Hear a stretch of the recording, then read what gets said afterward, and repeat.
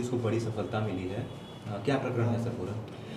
देखिए, ये वर्तमान में जिला पंचायत और बीडीसी जिला पंचायत अध्यक्ष और बीडीसी ब्लॉक प्रमुखों का चुनाव चल रहा है, जिसमें बीडीसी मेंबर्स को लोग डराने धमकाने की सूचना मिल रही थी और उन्हें डरा धमकर अपने यहाँ रखने की भी सूचना मिल रही थी। इसी सूचना पर प्रमोद यादव, जो कि बीडीसी ब्लॉक प्रमुख का उम्मीदवार है, उसके यहाँ कोतवाली पुलिस द्वारा छापा मारा गया था।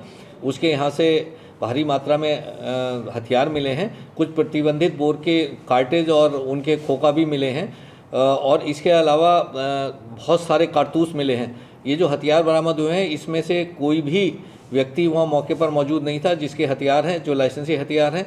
इसके अतिरिक्त जो 4 लोग पकड़े गए, उनके कब्जे से ये हथियार बरामद हुए हैं। इसमें जो प्रमोद यादव है, जो ब्लॉक प्रमुख उम्मीदवार है, उसे भी इसमें वांटेड किया गया और जिन लोगों के हथियार हैं, जिनके लाइसेंस हैं, उनके खिलाफ भी इसमें मुकदमा पंजीकृत किया जाएगा पता करके।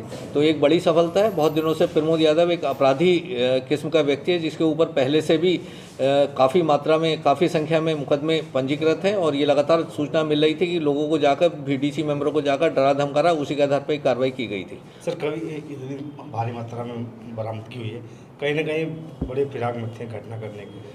देखिए, ये सूचना मिल रही थी कि ये हथियार को लेकर अपने साथ चलता और इसी के बल पर बीडीसी मेंबर्स को डरा धमकाता है, क्योंकि अपराधी किस्म का व्यक्ति है। ऐसी सूचना पर विश्वास करके ये दबिश दी गई थी और मैं सभी को ये सलाह देना चाहता हूँ, जो लोग ब्लॉक प्रमुख का चुनाव लड़ रहे हैं, कि किसी भी बीडीसी मेंबर को डराए धमकाए ना, आचार संहिता का पालन करें, प्रलोभन ना दें और किसी को उठा के अपने यहाँ रखें ना। ऐसे जो भी लोग, अगर किसी को एक भारी संख्या में अगर कहीं बीडीसी मेंबर पाए जाते हैं तो उनके खिलाफ मुकदमा पंजीकृत करके कार्रवाई की जाएगी। सर, जो प्रतिबंधित असलहे पकड़े गए हैं, वो उसकी जांच किस तरीके से कराई जाएगी और ये जो आरोपियों को गिरफ्तार किया गया, ये सभी लोग रहने वाले हैं? देखिए, इसमें जो लोग हैं वो कोतवाली क्षेत्र के हैं, तैबरपुर क्षेत्र के हैं और तरवा और सिधारी क्षेत्र के हैं।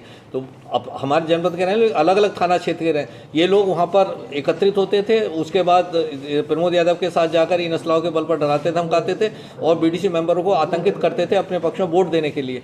तो इस तरह की सूचना लगातार मिल रही थी और उसी पर ये दबिश दी गई थी।